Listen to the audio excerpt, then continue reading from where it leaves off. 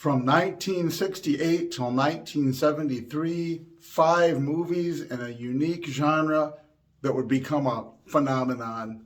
Lunchboxes, toys, comic books, you name it. It would define science fiction for that era well into the 70s. Planet of the Apes.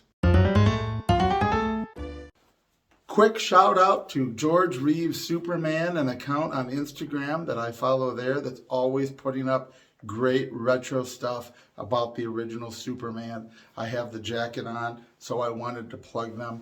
He also had expressed some interest when I told him that I was going to be doing a sort of an overview of the Planet of the Apes. So check it out. It's a great site on Instagram, George Reeves Superman. So Planet of the Apes becomes a cultural phenomenon. It clearly was intended, or it easily fits into the box of being a single movie and not a franchise. There's some movies hold up better as a single movie. I have pretty strong opinions about different franchises that should have been left alone and just had one. Some of them, like Ghostbusters, a lot of people would probably disagree with me. Ghostbusters was a great film. Keeping it alive and keeping it going became difficult, and then there's all this time between. Highlander, I love the Highlander movie, but they did so much stuff after that went different directions, it was weird. Planet of the Apes gives us the story, and since so many people know the basic story of Planet of the Apes, I'm not going to do a full plot overview as part of this video because I want to get to all 5 movies.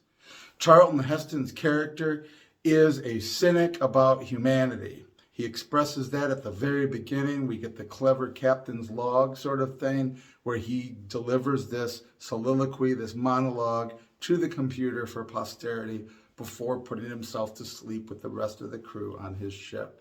He is very cynical about humanity and its potential and its qualities. Does it have any innate goodness? Is it only bad? Is that a cycle we can escape from? He has literally gone into space, he expresses later, looking for something better than man. And what he finds is the planet of the apes.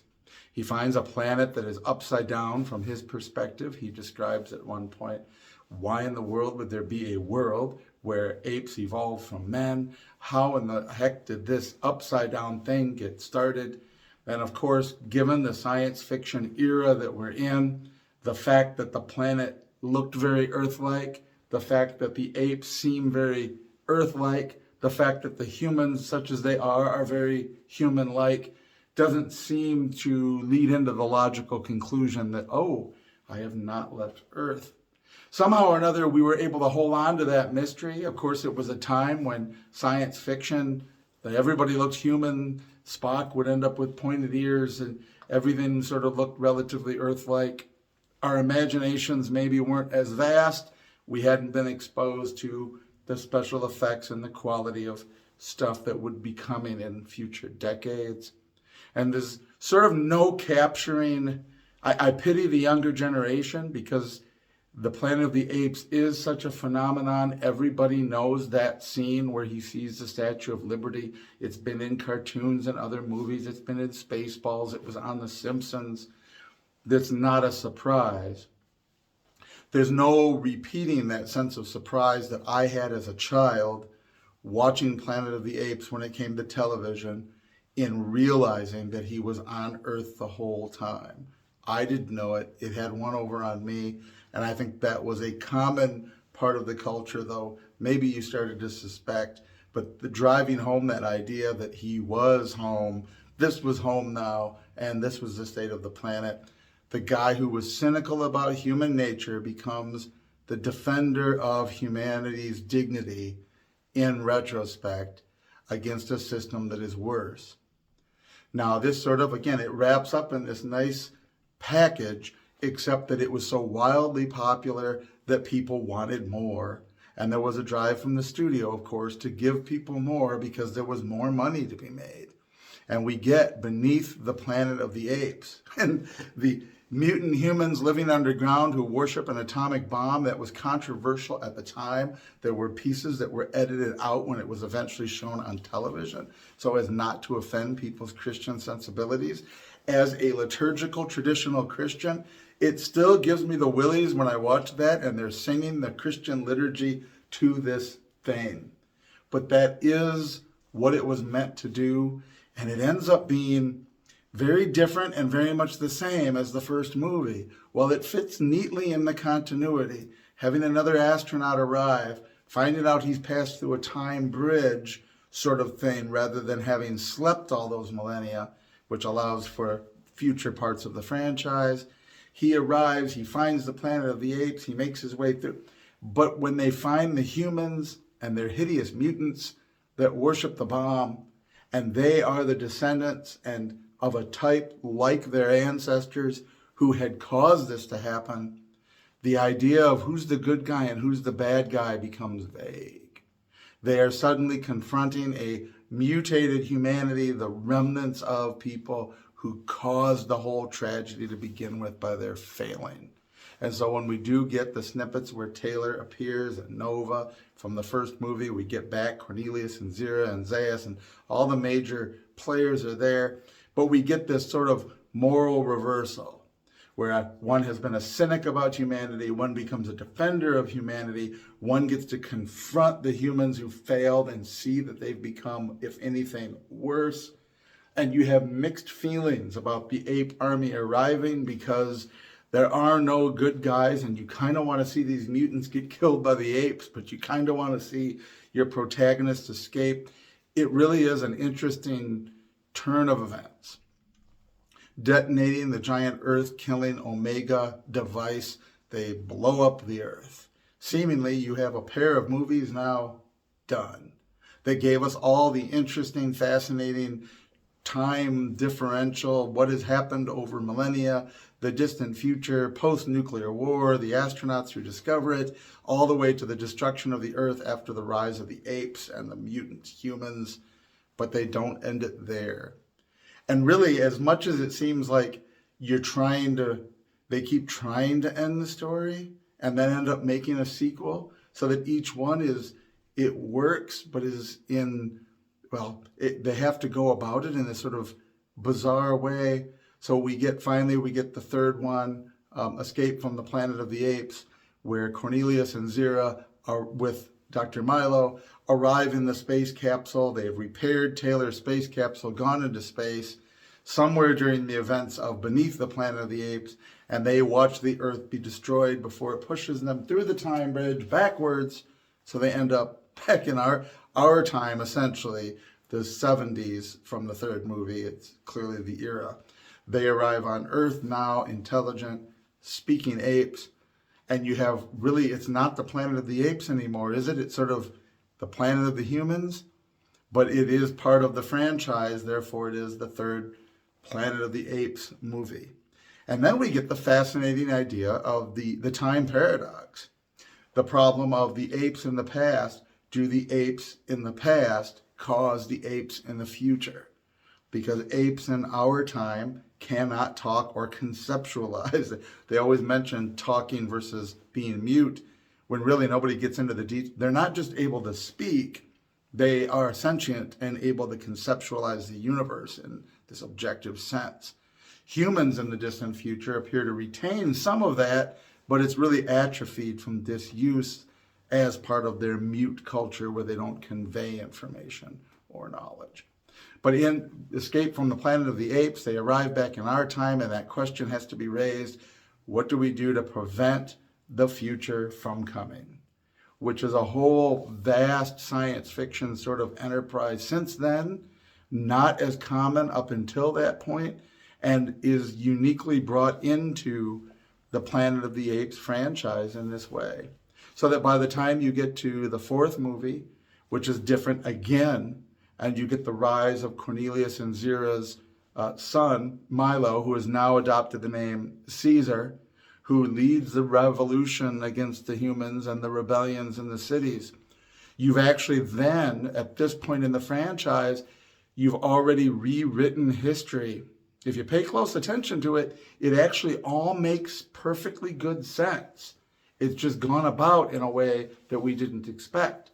We get in the third movie the story from Cornelius about Aldo, the first who spoke, Aldo, the one that said to his human masters, no, and is the leader of the revolution.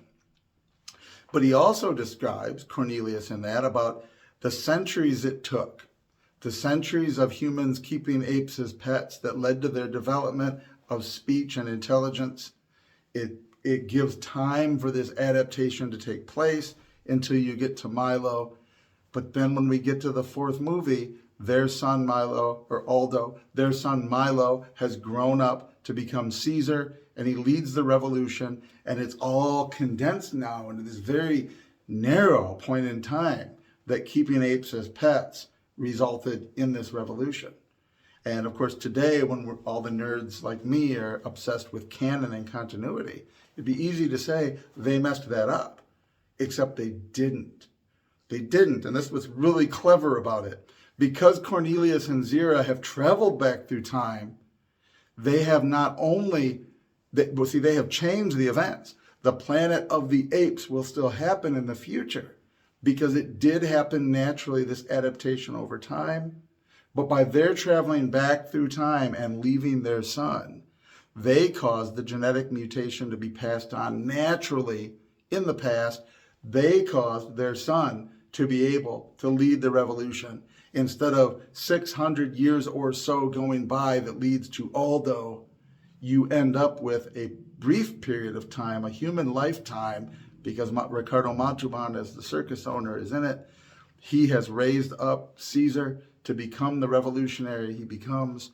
And so we get the event, the takeover of the planet by the apes that was inevitable now happened sooner rather than later, and now has happened different than the way that Cornelius described it one movie earlier, because it does not go on for centuries and lead to an ape named Aldo who says no, but rather it is Milo grown up to become Caesar that leads the rebellion starting from the city we see in the fourth movie.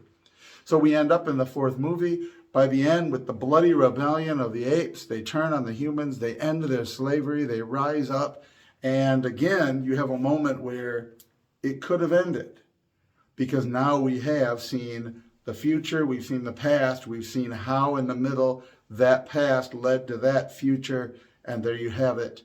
And then we get the fifth movie, Battle for the Planet of the Apes. Now, Battle for the Planet of the Apes is probably the least popular of all the movies. I really like it. I like all five movies, and I would have a hard time ranking them, except to say, obviously, the first one has got to be the best. It really sets everything into motion. But they're all so unique and yet fit into the franchise that I like them all. And I think what happens with part 5 was there was sort of a lingering desperation.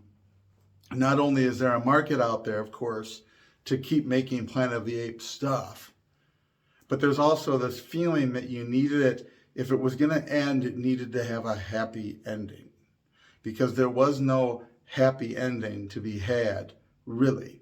The bloody revolution of the apes, by the time it happens in the fourth movie, you're empathetic with it. You sympathize with their cause, but you know what it leads to and what innocent people will suffer as a result. It's not a good outcome. And so with the fifth movie, we actually get, again, it seems like things are very different, but they're not. We get a nice, careful continuity. I can't even say that they planned it that well. Maybe they did, maybe it was an accident, but it all works out in careful continuity that in the fifth movie, it all comes together. Because now we have the new future created by Cornelius and Zira when they traveled back through time. We have the world as it is after the rise of Caesar. We get the realization now that it appears, though it's not really explicit, that the atomic war that destroyed human civilization from the beginning of this franchise, it was not triggered because of us and the Soviets or us and the Chinese or us and anyone else. There seems to have been a panic reaction to the takeover of the apes, which makes sense. Sort of like Skynet in Terminator when it launches the nuclear attack to destroy the major cities, to kill most of its human enemies in one fell swoop, and then clean up after. Since the apes have been used as slaves, and domestically so, in the home and in factories and businesses, you're going to have a concentration of the ape rebellions in the cities. It becomes the perfect metaphor for the inner city rebellion of the disaffected in the ghetto, right? So they rise up, and then there seems to be this spontaneous sort of nuclear strike gets triggered in the middle of this, but it seems to be a panic reaction. Destroy the cities where the apes have taken over, and we can stop the ape rebellion. Except, of course, it doesn't seem to have worked out that way. So in the fifth movie, we get this post-atomic world. We have the humans living in a city that are irradiated, which again is a perfect setup for whatever version those future telepathic mutants will take in the new timeline. These are clearly their ancestors because we're getting this at a much earlier epoch of time. And that Caesar, in his enlightenment, has led out a group of both apes and humans attempting to live together in peace. But now again, the reversal, the moral reversal of good guy, bad guy. Who's the good guy, bad guy? And the ultimate answer to that in the whole Apes franchise is nobody. Everybody's only human. Even the apes are only human. And so having now liberated themselves after the atomic war, living out in the countryside, building a new sort of society with both groups together, it is now humanity that is in the inferior role. There are special rules for humans, where they can go, what they can do, what they're allowed to say. They are kept in a corral when any kind of time there's an emergency. There's a special corral to house humans to keep them under control. And they're clearly treated as second-class people. You wonder why they did this at all. Like, what was in it for the humans? Once you guys were out there, you'd think you'd go off to another part of the countryside, and start your own village, unless Caesar won't let them do that for fear of human tyranny in the future. So they've now occupied a prisoner, enslaved, looked down on second-class sort of status within the society. So despite everything that he should have learned from the errors of his enemies, Caesar is now repeating the same errors and demonstrating that he's, in his own way, just as human as the rest of us, or I should say, as flawed as everyone else. And then we get Sheriff Lobo, who appears as Aldo. And I should have looked up the actor's name. I just blanked on it. But Aldo, the general among the guerrillas who leads a rebellion against Caesar, who becomes the first ape that kills another ape by causing the death of Cornelius, again aptly named, the grandson of Cornelius, the son of Caesar and his wife. Aldo, we get the name. And when they did visit the city in the fifth one and see the old tapes of Cornelius and Zira, they carefully edited that so that that story was no longer in there. And your first reaction might be, well, they had to fix that because they used, no. Why would they use the name Aldo at all in the fifth movie?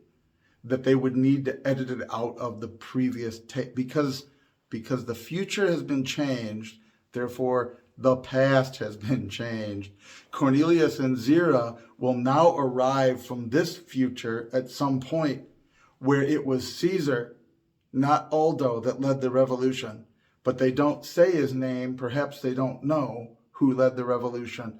Aldo's not on the tape of the past because it's not going to work out that way.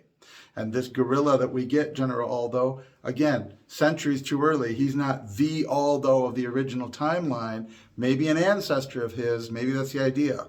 But we get the name included there, so there is that sense of continuity. And then it becomes the question of, what kind of revolution do you want? Caesar learns his lesson from the tragedy. He learns that his people are just as flawed as humanity. He does begin to settle into the idea by the end that we need to live in peace. Aldo represents the guerrilla, the ape dominance, led by the guerrillas being militant and violent, and his bitter racial hatred of humans not being able to get over it. There's so much in this metaphorically that it's quite genius. And finally, it gives us, by the end, the happy ending, where we get, at the beginning of the movie and then the very end, the images of the lawgiver, who is somewhere in the distant future talking about, and we don't know then, is this the same lawgiver from the first one? It does not seem likely because there's a whole difference in tone. In fact, it could be well beyond that final image of them together in the garden, humanity and apes living together in peace. There's a statue of Caesar there that they are venerating. It could very well be that that is now the future beyond. But it leaves the lingering question, of course. If the tapes are changed, if the future that Cornelius remembered is different, but Cornelius is still on the tape, is that time paradox, it would presuppose at some point Taylor does arrive in the future to find the planet of the apes in the terrible state it's in, and the conflict does happen that destroys the earth with the human mutants underground, and Cornelius and Zira do go through time again. Even though things have changed, it hasn't been fixed. The more things change, the more they stay the same.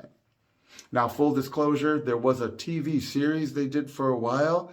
I don't remember anything about it, and I didn't look it up. I haven't seen any of it, but this was just to be the first 5 movies. I think overall, it gives us this amazing, all of these good, valid, moral questions, and at a time from 68 to 73, from this era of the 60s through the 70s, with the defining of civil rights and the interaction between different groups of people.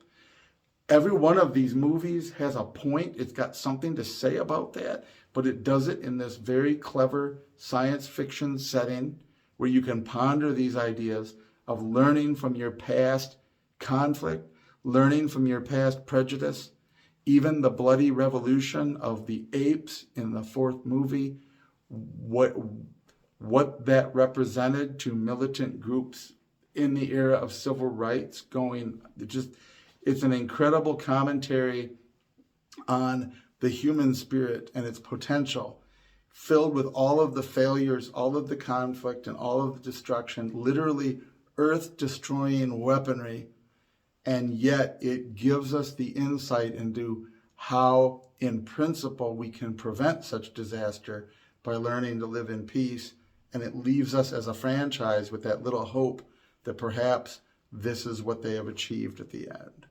Boy, this went on forever, but there were 5 movies. So Planet of the Apes, I had found 4 of the 5. I don't know why not all 5. 4 of the 5 were free on YouTube. If you've got YouTube Premium, I should say, it's built in. The other one I had to rent, but I happily watched them all. The 5 original Planet of the Apes. Watch them, love them. Let me know what you think below, and we will see you next time.